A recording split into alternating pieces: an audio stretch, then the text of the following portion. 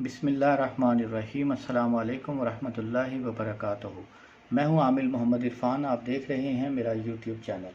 सबसे पहले करोड़ों दुरूद व सलाम हमारे प्यारे नबी हज़रत मोहम्मद सल्लल्लाहु अलैहि वसल्लम पर और उनकी आल पर। अल्लाहुम्मा सल्लि अला सय्यिदिना मुहम्मद व अला आलि सय्यिदिना मुहम्मद। अल्लाह करीम आपकी तमाम दुआओं को, तमाम हाजतों को फिलफोर कबूल व मंजूर फरमाए।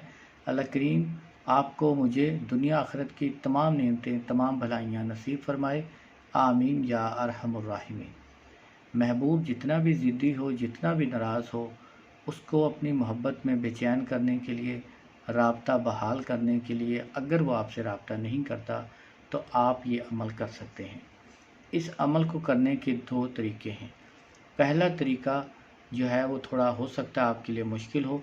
अगर आपके पास महबूब का पहना हुआ कपड़ा मिल जाए, जैसे मियाँ बीवी की नाराज़गी हो, तो ज़ाहिर है मियाँ बीवी के एक दूसरे के पास कपड़े होते हैं, तो बीवी अपने शोहर के कपड़ों के ऊपर अमल करे और शोहर अपनी बीवी के कपड़ों के ऊपर ही अमल कर सकता है।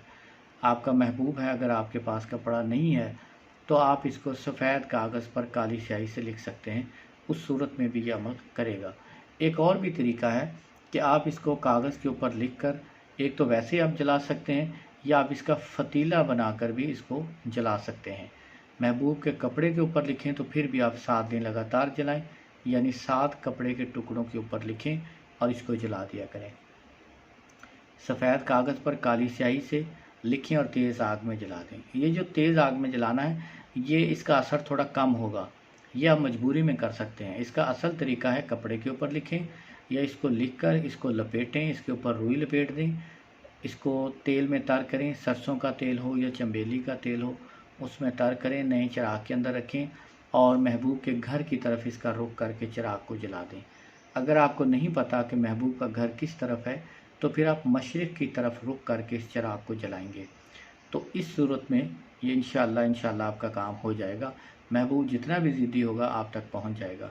अगर आपने महबूब के कपड़े के ऊपर लिखना हो तो फिर भी यही तरीक़ाकार है, वैसे लिखना हो तो फिर भी यही तरीक़ाकार है। तिलिस्म जो है वो ये है, ये तिलिस्माती हरूफ हैं। इस तरह के जब भी आप तिलिस्म लिखेंगे तो कोशिश करेंगे कि आप बात नहीं करेंगे, खामोशी के साथ लिखा जाएगा।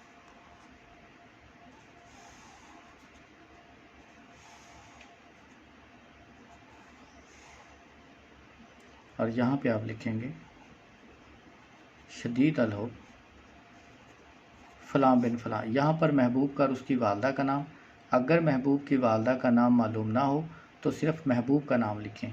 नाम अगर मुक़द्दस पाक नाम हो तो आप नामों को हरफ हरफ करके लिखें या नामों के अदाद निकाल कर लिखें, ताकि तावीज़ जलाते हुए नामों की बेअदबी ना हो। अला हो, आगे तालिब अपना और अपनी वालदा का नाम लिखे। ये तिलिस्म आपने लिखना है और इसको जलाना है। इंशाअल्लाह महबूब तड़प कर हाजिर होगा, आपसे शदीद मोहब्बत करेगा, कभी भी आपसे नाराज़ नहीं हुआ करेगा। अगर कोई बात समझना, ये अमल आप हफ्ता और मंगल की रात के अलावा या हफ्ता और मंगल के दिन के अलावा किसी भी दिन मुश्तरी ज़ोहरा की साथ में लिख सकते हैं।